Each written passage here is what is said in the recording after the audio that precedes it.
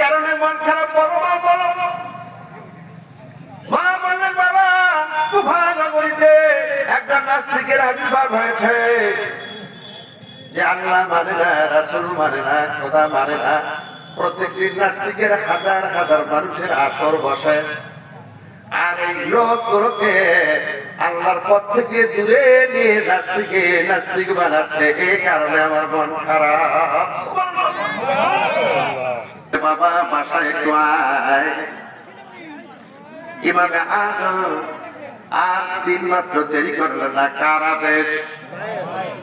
আদেশ? নবীজি বলেছেন হুয়া জান্নাতুকা ওয়া নারুকা। তোমার মা বাপ তোমার জন্য জান্নাত কিংবা জাহান্নাম।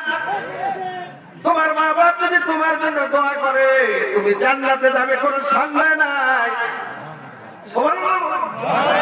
তোমার মা বাপ যদি তোমার জন্য বদদোয়া করে, তোমার জন্য অবস্থা বিভিন্ন ব্যবস্থা আছে, আমি সেটা নাই বললাম। মা দেখেছে ইমামে আজম আবু হানিফাকে, দৌড়ে আসলেন, এসে দেখেন মায়ের মনটা খারাপ। ছেলে বললেন মা মনটা কেন খারাপ গো? তোমাকে কেউ কি ঝগড়া লেগেছে তোমার সাথে? কয় না বাবা না না। মন খারাপ কেন? কেউ তোমাকে রাগ করেছে না? ইমামে আদম সবেমাত্র মাদ্রাসার ছাত্র বললেন মা ও মা জননী, আপনি আমার জন্য একটু দোয়া করুন মা। ওই নাস্তিকদের জটিল থেকে জটিলতর যত বড় প্রশ্ন করুক না কেন, আমি ইমামে আবু হানিফা ওই প্রশ্নগুলোর জবাব দিয়ে ওই নাস্তিক গুলোকে আমি আল্লাহর পথে আস্তিক বানিয়ে দেব।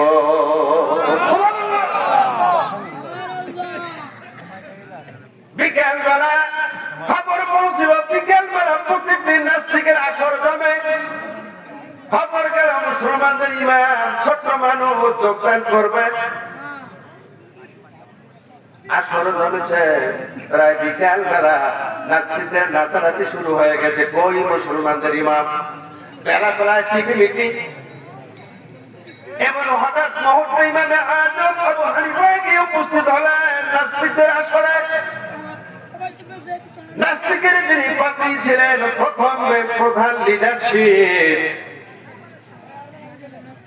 লক্ষ লক্ষ মানুষের আসর জমেছে। বললেন ও নাস্তিক লিডার, পাত্রীকে বললেন আমি হতে পারি ছোট মানুষ, তুমি কত বড় প্রশ্ন করাইয়া আমাদের মুসলমানদেরকে তুমি নাস্তিক বানাচ্ছ? কত ইচ্ছা প্রশ্ন আমাকে করো, আমি তোমাদের এই প্রশ্নগুলির জটিল থেকে জটিল উত্তর দেব ইনশাআল্লাহ। উপস্থিত মণ্ডলীকে বললেন, জনমণ্ডলীকে, ভাইরা আমার, যিনি প্রশ্ন জানেন তিনি কি বড়, না যিনি প্রশ্ন জানেন উত্তরও জানেন তিনি বড়? আপনারা কি বলেন? যিনি প্রশ্ন জানেন উত্তরও জানেন উনি বড়। বললেন যদি তাই হয়, নাস্তিক প্রশ্ন করবে আর আমি জবাব দিব, তাহলে আমি যদিও ছোট মানুষ, আমি প্রশ্ন জানি উত্তরও দিব, আমি বড়। কি বলেন? ওই নাস্তিককে ওখান থেকে নামানো হোক। সমস্ত উপস্থিত লোকজন বললে ঠিক আছে, তুমি চেয়ার থেকে নিচে নামো। এবার ইমামে আদম আবু হানিফা চেয়ারের মধ্যে গিয়ে বসলে। সুবহানাল্লাহ। তো একটু মাতাচা ওয়া তুজিল্লু মাতাচা। সম্মান দিল কে রাখতে? ছোট মানুষকে সম্মানের আসলে কে বসালে? আল্লাহ। এইবার নাস্তিককে বলল, নাস্তিক শোন, তোমার মনে যত চায় প্রশ্ন করতে পারো, আমার কোনো আপত্তি নাই। আমি ইনশাআল্লাহ তোমার প্রশ্নের জবাব দেব। সুবহানাল্লাহ। নাস্তিক বললেন বেশি প্রশ্ন করব না, মাত্র 3টি প্রশ্ন করব। কয়টা? সবাই বলে আরো জনে। নাম্বার 1, যাকে দেখি না তাকে মানি না। 1 নম্বর প্রশ্ন হলো কি? যাকে দেখি না তাকে মানি না। কে প্রশ্ন করলেন? নাস্তিক। 2 নম্বর প্রশ্ন, জিন হলো আগুনের তৈরি, আমার আল্লাহ আগুন দিয়ে তাকে সাজদা করবেন, এটা অসম্ভব, আমি মানি না। 3 নম্বর হলো মাটির তৈরি মানুষ। কি বল, মানুষ কিসের তৈরি? তকদিরে যা লেখা আছে তাই হবে, আমল করার কোন প্রয়োজন নেই। কয়টা প্রশ্ন? জবাব কি দেব? জবাব দেওয়ার আগে আমি বলছি, আপনারা কি সত্যি শোনার জন্য এসেছেন? শীতকে উপেক্ষা করে কঠোর সাধনা করে এসেছেন? আপনি এখানে যতক্ষণ বসে থাকবেন বন্ধু, আপনার প্রতিটি শ্বাস প্রশ্বাস আল্লাহর নবী সাল্লাল্লাহু আলাইহি ওয়াসাল্লামের সিংহাসন পরিমাণ সওয়াব জমা হবে। কথা কি বুঝলা? এই অবস্থায় যদি কেউ এখানে মারা যায়, আমার আল্লাহর নবীর বর্ণনা অনুযায়ী সোজা জান্নাত। সুতরাং চিন্তার কি কারণ থাকতে পারে? অগণিত ফেরেশতা আপনাদেরকে বেষ্টন করে আকাশ পর্যন্ত পৌঁছে গিয়েছে। আল্লাহর রহমতের বাড়ি ধারা অগণিত ভাবে বর্ষণ হচ্ছে। এত বড় একটা শান্তিপূর্ণ জায়গা, আল্লাহর নবী এই জায়গাতে পৃথিবীতে জান্নাতে বলে ঘোষণা দিয়েছে। আর জান্নাতের মধ্যে তো যারা জান্নাতি তারাই আসবে, অন্য কোন লোকের স্থান নাই। কি বল? তাহলে জান্নাতের মধ্যে বসে জান্নাতি আদব রক্ষা করা জান্নাতি মানুষের জন্য ওয়াজিব। কি বলে? এই জন্য আমি যতবার আয়াতে কারিমা পড়ব বন্ধু, শেষে আল্লাহু আকবার বলে দিবেন। যতবার সুবহানাল্লাহ বলবো বলবেন, যতবার আলহামদুলিল্লাহ বলবো বলবেন, যতবার আল্লাহু আকবার বলতে বলবো বলবেন ইনশাআল্লাহ। এবার নাস্তিক নিচে নামলেন, লক্ষ লক্ষ শ্রোতার সামনে এইবার ইমামে আজম আবু হানিফা চেয়ারের উপরে বসলেন। নাস্তিককে বললেন, তোর প্রশ্ন তো আমি শুনেছি। এইবার ইমামে আজম আবু হানিফা একটা মাটির ছোট্ট ঢেলা তৈরি করে নিয়ে একটা ঢেলার মাধ্যমে নাস্তিকের 3টে প্রশ্নের জবাব একসঙ্গে দিয়ে দিয়েছে। কথা কি বুঝছে? নাস্তিক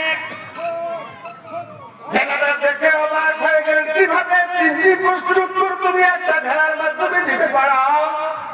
বলে এই জায়গায় বলে নাকের মধ্যে মেরে দিলেন। কোথায়? যেই মাত্র নাকের মধ্যে মেরে দিলে, রাগ থেকে দরদর করে রক্ত পড়া শুরু হয়ে গেল। কিছুক্ষণ পর ব্যথা হলো, আর কিছুক্ষণ পর ব্যথার চোটে আর সে লড়তে পারে না। এ বিচার কোর্টের মধ্যে গেল। ইমামে আজম আবু হানিফাকে ম্যাজিস্ট্রেট তলব করলো, বাবা কেন তুমি একটা নির্দোষ মানুষকে একটা মাটির ঢেলা দিয়ে মেরেছো? এর জবাব দাও। ইমামে আজম আবু হানিফা রাহমাতুল্লাহ আলাইহি বললেন, হুজুর আমি তাকে কশ্চিন কালেও মারতে যাই নাই।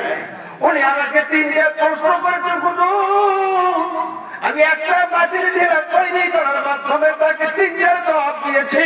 সুবহানাল্লাহ।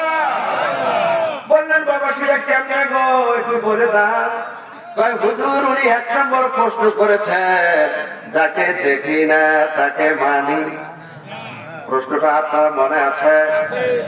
হুজুর আমি একটা মাটির ঢেলা তৈরি করে নাকের মধ্যে মেরেছি, নাক দিয়ে রক্ত পড়েছে, উনি বলেছে থরথর করে ব্যথা হয়েছে এবং সারা শরীর লড়তে পারে না। হুজুর ব্যথা আমার কোন জায়গায় হয়েছে আমাকে একটু দেখা দিন। ব্যথার রং কেমন, কোন কালারে বিভক্ত আমাকে একটু দেখা দেন। কয় ব্যথা কি দেখা যায়? দেখা যায় না তা তো মানা যায় না, ওনারই তো প্রশ্ন। সুতরাং যা দেখা যায় না তা মানা যায়। কিসের বিচার? কথা কি বলছি? 2 নম্বর উনি বলেছেন, জিন আগুনের তৈরি আর মানুষ মাটির তৈরি। আমার আল্লাহ আগুন দিয়ে জিনকে শায়েস্তা করবে, এটা কি সম্ভব? আগুনের গায়ে নাকি আগুন লাগে? না না,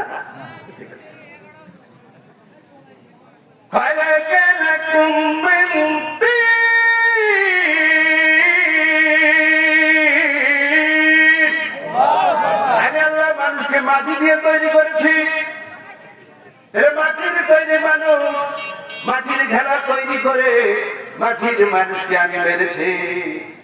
এটা যদি মানুষের গায়ে লাগে বিষয় ব্যথা হয়, রক্ত পড়ে। তাই আমার আল্লাহ আগুন দিয়ে জিনকে তৈরি করেছে, আগুন দিয়ে মনে হয় আল্লাহ শায়েস্তা করতে পারবে না। পারবে? যদি পারে, উনি প্রশ্ন করেছেন যে আগুনের তৈরি জিনকে আগুন দিয়ে আমার আল্লাহ শায়েস্তা করবেন, মানি না, বিচার কিসের? কথা কি বুঝছে? আর একটা কথা, প্রশ্ন আর কয়টা থাকলো? 3 নম্বর প্রশ্ন হলো, কপালে যা আছে তাই হবে, আমল করার কোন প্রয়োজন নাই।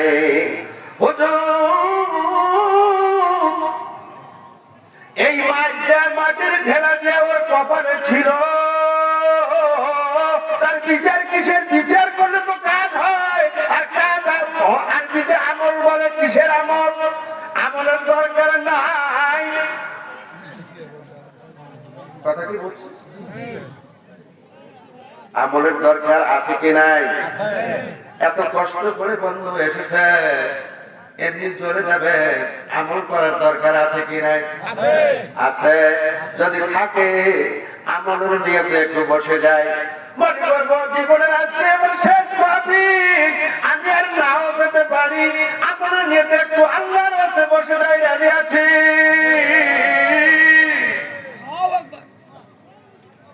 তাইলে এবারে কোরআনে ঢুকবো, পড়েন বিসমিল্লাহির রহমানির রহিম। পরম করুণাময় আমার আল্লাহ রহমানুর রহিম, তার নামে আরম্ভ করছি। আল্লাহু আকবার। আমি পবিত্র কোরআনুল কারীম 9 পারা সূরা আনফাল থেকে 1 নম্বর আয়াতে কারিমা তেলাওয়াত করেছি। কোন পারা? কয় পারা? কোন সূরা? আনফাল, আয়াত নম্বর 1। ও বন্ধু, আল্লাহর নবী যখন মদিনায় ছিলেন তখন সূরাটা নাযিল হয়। সুবহানাল্লাহ। সূরাটার মধ্যে মোট আয়াত আছে 75টি, রুকু আছে 10টি, আর আমি যে আয়াতে কারিমা তেলাওয়াত করছি নাম্বার কত গো? 1। সুবহানাল্লাহ। নফল হলো 1 বছর, বহু বছরে আনফাল। অতিরিক্ত যাহা কিছু করা হয় তার নাম নফল। কথা কি বুঝছি? জোহরের শেষে 2 রাকাত নফল আছে কি নাই? মাগরিবের পর 2 রাকাত নফল আছে কি নাই? এশার পর 2 রাকাত নফল আছে কি নাই? বাংলাদেশ থেকে নফল প্রায় বিদায়, নফল আর লাগে না। জুমার নামাজ শুরু হয়ে গেল, হুজুর সালাম ফিরালেন, সালাম ফিরে দেখবেন মুরব্বি চাইছে, তার মধ্যে মুয়াজ্জিন আছে, কারণ না থাকলে ওটাও যাইতো। কি কয়? মুয়াজ্জিন আর মুরব্বি চাইছে 2-4 জন লোক, তারা সুন্নতে মুআক্কাদাও পড়ে না, নফল তো দূরের কথা, বাংলাদেশ থেকে নফল প্রায় বিদায়। আপনি এমন কোন পৃথিবীতে আল্লাহর ওলি দেখাতে পারবেন না, আল্লাহর প্রিয় বান্দা দেখাতে পারবেন না নফল ছাড়া হয়েছে। কথা কি বুঝলেন? অতিরিক্ত যাহা কিছু করা হয় তার নাম।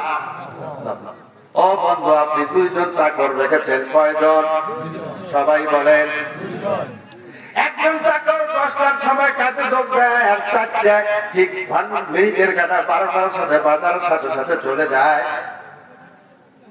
আর একজন চাকর 10টায় শুরু করে, কিন্তু ঘরের কাটার দিকে দেখে না, 4টের সময় ওঠার পর ও নিজের গৃহস্থর কিছু খড়ি কেটে দেয়, অথবা মাছ মেরে দেয়, অথবা কোনো বাজার খরচ করে দেয়, না মানে গৃহস্থর পাশে পাশে একটু এমনি সময় দেয়।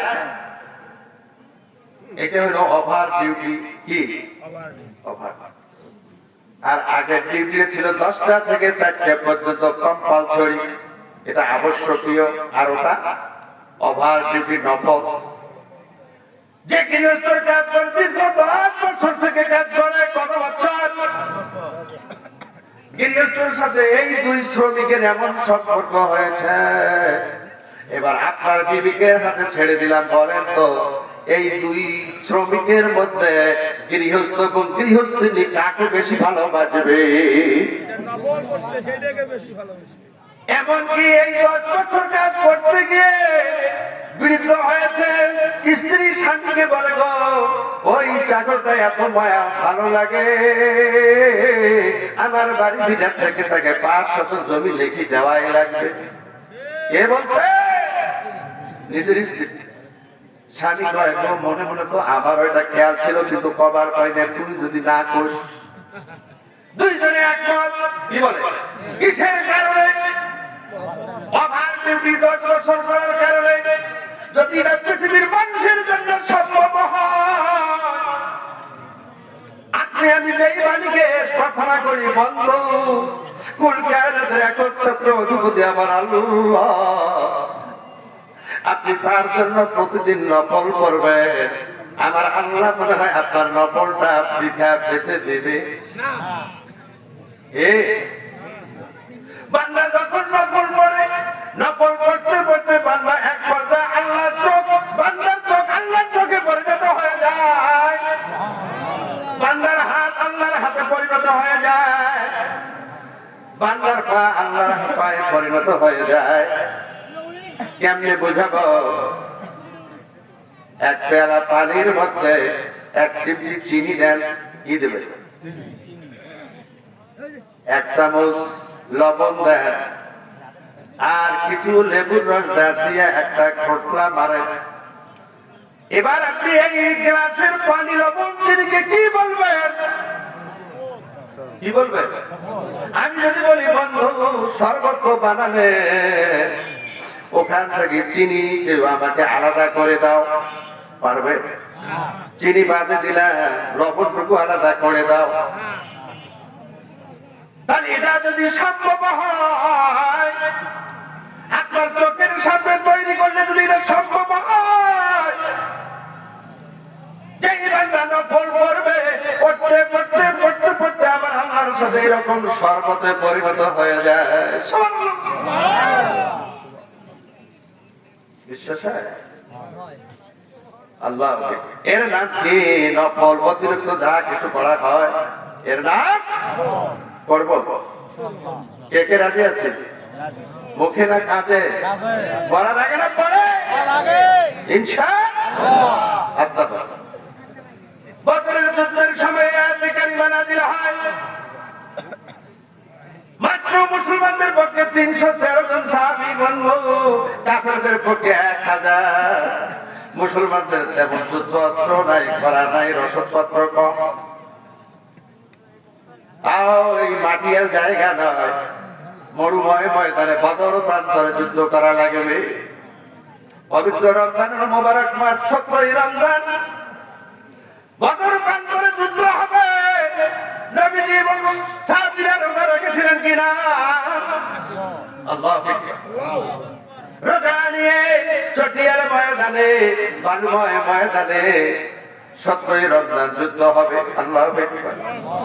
সাহাবীরা বললেন নবী আল্লাহ হুজুর, আমরা সংখ্যায় কম, কাফেরদের যুদ্ধ বেশি, অস্ত্র বেশি, সাজসজ্জ অনেক বেশি গো হুজুর, আপনি আমাদের জন্য একটু দোয়া করেন। আল্লাহর নবী সাহাবীদেরকে নিয়ে রাতে অক্ষর নয়নে দোয়া করলেন, আল্লাহ আগামী দিন বদর দিন তোমার পক্ষ থেকে সাহায্য চাই। আল্লাহ নবীকে ওহী জানিয়ে দিলেন, বন্ধুরে চিন্তার কোনো কারণ নাই, আমি 1000 আমার ফেরেশতা দিয়ে আগামী দিন সাহায্য করব। কোন যুদ্ধ? সুবহানাল্লাহ। পরের দিন যুদ্ধে জয়লাভ হয়েছে কিনা? পরের দিন যুদ্ধ হলো, নবীজি সৈন্যগুলোকে 3 ভাগে ভাগ করলেন। কয় ভাগ? 1 ভাগ 2 পথে, 1 ভাগ নবীজিকে এক প্রহরী হিসাবে একদল প্র্যাকটিক্যাল মাঠে। আগামী দিন যুদ্ধ শুরু হয়ে গেল, তুমুল যুদ্ধ হয়ে গেল। ইসলামের চির দুশমন আবু জেহেল এই যুদ্ধে নিহত হয়। কথা বুঝছেন? ছোট্ট 2টি ছেলে মুআয আর মুআব্বাদ, আল্লাহর নবী যখন যুদ্ধের জন্য সৈন্য প্রস্তুত করতেছিলেন, এই 2 ভাই আকারে ছোট ছিল। যুদ্ধের মধ্যে টেকে না, মা পাকা আছে। 2 ভাই যুদ্ধে যাওয়ার জন্য নিজের জুতো দুটোকে উঁচু করে পায়ের আঙ্গুলে, বুড়ি আঙ্গুলে ভর দিয়ে দাঁড়িয়েছিলে। নবীজি ছেলে দুটির দৃশ্য থেকে মুচকি মুচকি হাসলেন। আর বুঝতে পারলে ছেলে দুটি মনে করে, যদি আমরা ছোট, আমাদেরকে আল্লাহর নবী বাদ দেয়, তাহলে আমাদের যুদ্ধে যাওয়া হবে না। আঙ্গুলে ভর দিয়ে, বুড়ো আঙ্গুলে ভর দিয়ে একটু লম্বা হয়ে দাঁড়ানোর চেষ্টা করেছে। আল্লাহর নবী 2 জনকে সিলেক্টেড করলেন যুদ্ধের জন্য।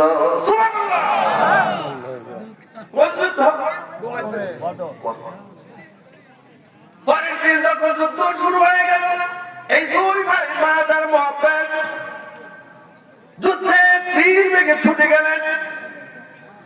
গিয়ে বৃদ্ধ এক লোকটাকে দেখে বলেন, চাচা আমরা 2 ভাই, আপন ভাই।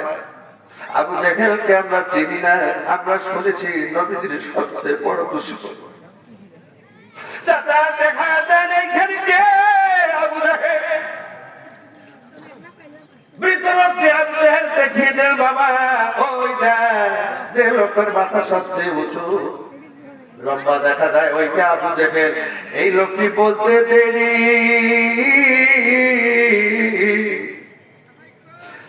যেমন চড়ার বাচ্চাকে ছো মেরে নিয়ে যায়, ওই ছেলে দুটি এমন ভাবে ছো মেরে গিয়ে আবু জেহেলকে ধরাশায়ী করে দিলেন।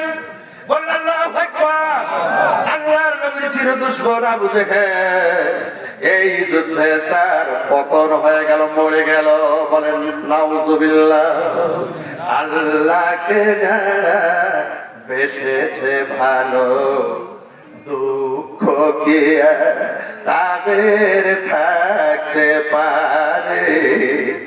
দুঃখ কি তাদের থাকতে পারে? পারে? যারা রয়েছে মুখে কোরআনের বাণী, যারা রয়েছে মুখে কোরআনের বাণী, হতাশা কিয়া তাদের থাকতে পারে? দুঃখ কিয়া তাদের থাকতে পারে? পারে?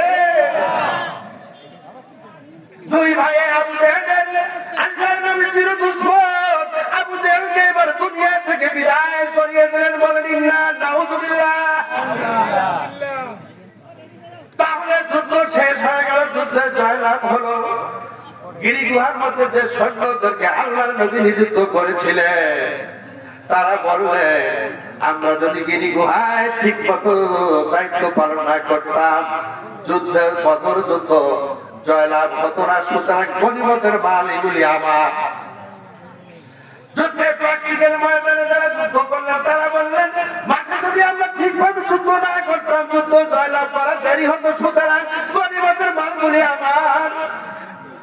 নবীজিকে পাহারা ছিলেন, তারা বললেন, আমরা যদি নবীজিকে পাহারা না দিতাম, নবীজি ঠিক মতো ডিরেকশন দিতে পারতেন না।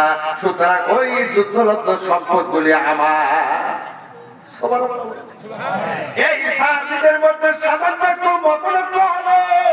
যুদ্ধে জয়লাভ করার পর যুদ্ধরত সম্পদকে আনফাল বলা হয়, গনিমতের মালকে আনফাল বলা হয়। আমার আল্লাহ এটার বরদাস্ত করলেন না, সাথে সাথে এই সূরাটা নাযিল করলেন। সুবহানাল্লাহ বলেন। ইয়াসআলুনাকা আনিল আনফাল। হে নবী, আপনাকে সাহাবীরা লোকেরা আনফাল গনিমত সম্পর্কে জিজ্ঞাসা করবে, আপনি বলে দেন কুলিল আনফালু লিল্লাহি ওয়ার রাসূল। এই গনিমতপ্রাপ্ত সম্পদ, যুদ্ধপ্রাপ্ত সম্পদ কোন সাহাবীর নয়, কাউকে নয়, না আল্লাহ এবং আল্লাহর রাসূলের। সুবহানাল্লাহ বলে। এই ফয়সালা মিটিয়ে দিলেন কে? আল্লাহ। সুবহানাল্লাহ। আল্লাহ। সুতরাং কোরআনের জন্য, কোরআনের জীবন্ত কোরআনের জন্য যারা জীবন দিয়ে যুদ্ধে জয়লাভ করলেন, ইসলামের বিজয় দান হলো প্রথম যুদ্ধ, যেটা ইতিহাস থেকে শুরু করে কিয়ামত পর্যন্ত স্বর্ণাক্ষরে লিখিত থাকবে। ওই যুদ্ধের নাম বদর। তাহলে আনফালের কয়টা অর্থ বললাম? অতিরিক্ত যা কিছু করা হয় তার নাম আনফাল। নফল আমরা করবো ইনশাআল্লাহ। আর যে কোনো মুসলমানদের ঈমান এবং রাসূলের ক্ষেত্রে যে কোনো জিনিস আসুক, নিজেকে কোনোদিন বড় মনে করবো। সম্পূর্ণ ফয়সালা আল্লাহ এবং তার রাসূল কর্তৃক কোরআনুল কারীমে আমার আল্লাহ দিয়েছে। সুবহানাল্লাহ বলে। আর আগে বলে শুধুমাত্র যে আয়াতে কারিমা বলছি, এর একটু কথা শুনুন আমার আল্লাহর পবিত্র জবান। ইন্নাল্লাহ লা ইউখলিফুল মিয়াদ। আমার আল্লাহ কোনদিন ওয়াদা খেলাফ করেন না। ওয়াদাল্লাহি হক। আমার আল্লাহর ওয়াদা মহা। সুবহানাল্লাহ। আল্লাহ বলেন ইন্নামাল মুমিনুন, তারাই মুমিন, নিশ্চয়ই তারাই মুমিন। আমি যদি বলি আপনি মুমিন না, আপনার সাথে আমার বাদানুবাদ বাঁধবে। কি বল? আমি মুমিন না মানে কি বল? এইবার আমার আল্লাহ ফয়সালা দিচ্ছেন, ইন্নামাল মুমিনুন, তারাই মুমিন। আমরা বললাম আল্লাহ বলেন বলেন বলেন, কে মুমিন? আমার আল্লাহ জবাব দেন, আল্লাযীনা ইযা যুকিরাল্লাহু ওয়াজিলাত কুলুবুহুম। মুমিন যারা আমার আল্লাহর পবিত্র নাম শোনার সাথে সাথে তার অন্তরাত্মা প্রকম্পিত হয়ে ওঠে। সুবহানাল্লাহ। কি হয়ে ওঠে? কম্পন শুরু। ইন্নামাল মুমিনুনা আল্লাযীনা ইযা যুকিরাল্লাহ, যখন আমার আল্লাহর পবিত্র নাম মুমিন মুমিনাতের সামনে জিকির করা হয়, ওয়াজিলাত কুলুবুহুম, অন্তরাত্মা কেঁপে ওঠে, প্রকম্পিত হয়। একটু আগে মুমিনের যে অবস্থা ছিল না, এটা থাকে না। কি বলে? এবার আপনি মিলাতে পারেন এই আয়াতে কারিমার সাথে আপনাদের কার কি অবস্থা হচ্ছে আপনি নিজেই বলতে পারবেন। সুবহানাল্লাহ বলেন। আল্লাহর নাম শুনলেন আপনার অন্তরাত্মা কাঁপে কিনা? আপনার শরীরের পশম শেহরে কিনা? আপনাকে ভালো লাগে কিনা? আপনি মিলেন তো এই গুণগুলা? যদি মিলে যায় আপনি মুমিন। সুবহানাল্লাহ। وَإِذَا تُلِيَتْ عَلَيْهِمْ آيَاتُهُ, মুমিন মুমিনাত যারা তার সামনে যখন পবিত্র কোরআনুল কারীমের আয়াতে কারিমাগুলো তেলাওয়াত করা হয়। সুবহানাল্লাহ। আমি কিসের আয়াত তেলাওয়াত করছি? আমাদের সাথে কি মেলে?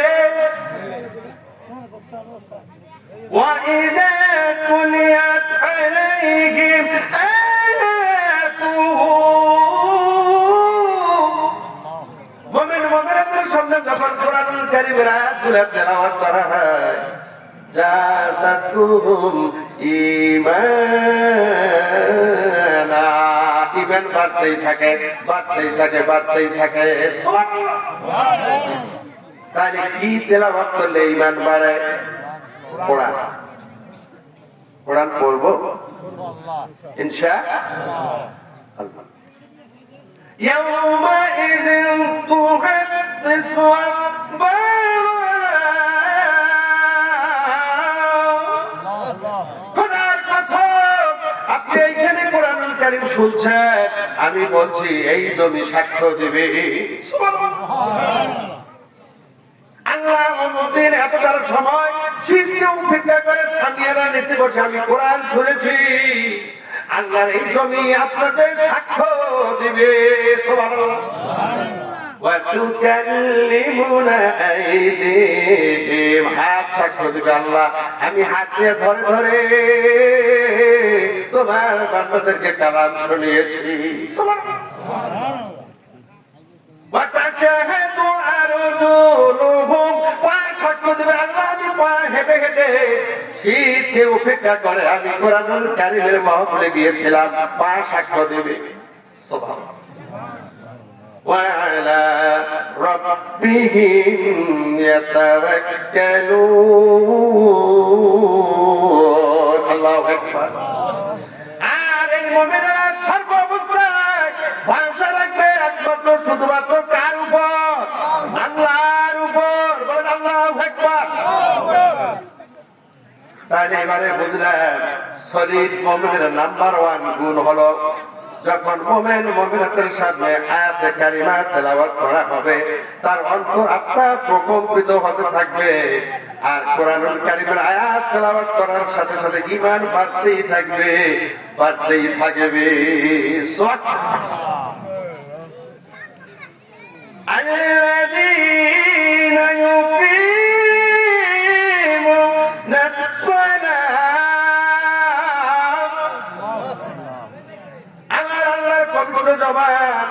মুমিনের চতুর্থ নম্বর গুণ হলো তারা নামাজ কায়েম করবে। কি করবে? সবাই জোরে জোরে বলেন। কি কায়েম করবে? নামাজ কায়েম করবে। 5 ওয়াক্ত নামাজ ঠিক করবে, জামাতের সাথে ওয়াক্ত মতো আদায় করবে। নিজে আদায় করবে, অধীনস্থ যারা আছে ছেলে মেয়ে ভাই বোন মা বাবা ফ্যামিলিতে যা আছে সবাই মিলে নামাজ তারা পড়বে। এর নাম কায়েম। কি করবে? فذلك الذي يدعو اليتيم ولا يحض على طعام المسكين। সুবহানাল্লাহ বলেন। আমরা বললাম প্রভু তোমার যদি আমরা নামাজ পড়ি তুমি আমাদেরকে কি দিবা গো? আল্লাহু আকবার। আল্লাহ বলেন আল্লাযী আত'আমাহুম মিন জু'। যে ব্যক্তি নামাজ পড়বে যখন তাকে খিদা লাগবে আমি আল্লাহ ওই খিদার মুহূর্তে তাকে পেট পুড়ে খেতে দেব। কি করবে? কি কাজ করবে? নামাজ। وآمنهم من خوف। পৃথিবীতে ভয় বলতে যত প্রকার ভয় আছে আমি আল্লাহ সমস্ত ভয় থেকে ওই থেকে হেফাজত করব। ومما رزقناهم ينفقون।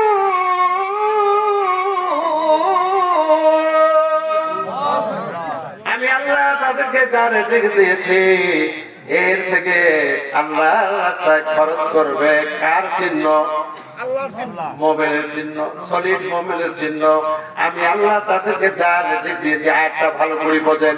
ওর থেকে সব না কিছু কিছু করে আল্লাহর রাস্তায় খরচ করবে। এটা সলিড মুমিনের চিহ্ন। আপনি নামাজ পড়েন, নামাজি হতে পারেন। আপনি হজ করেন, যাকাতে হজ করতে পারেন। আপনি যাকাত দিলে যাকাত দিতে পারেন। কিন্তু সলিড মুমিন হতে গেলে আপনাকে আল্লাহর রাস্তায় কিছু কিছু করে খরচ করা লাগবে। রাজি আছি? কে রাজি আছে? একটু আল্লাহকে হাত তুলে দেখায়। নারায়ে তাকবীর। রাজি আছি? মুখে না কাজে? আমি এইবার এই আয়াতের আমল দেখবো ইনশাআল্লাহ। الذين ينفقون في سبيل الله من قبل أن يأتيكم الموت। الله أكبر। আমি আল্লাহ তোমাদেরকে যা রিজিক দিয়েছি এর থেকে খরচ করবে। আল্লাহ বললেন এই ফরজটা তোমাকে